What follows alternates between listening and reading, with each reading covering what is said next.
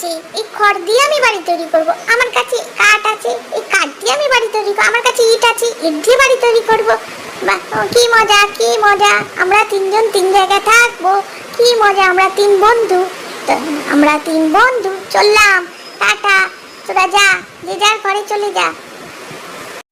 হি হা হা হা হা, আমি হলাম ডাকু রাক্ষস। এই বাড়িটাকে আমি ফু দিয়ে উড়িয়ে দেবো। বাঁচাও বাঁচাও, রাক্ষস এসছে, বাঁচাও বাঁচাও। হা হা হা, এইটাকেও আমি চাতি মেরে উড়িয়ে দেবো।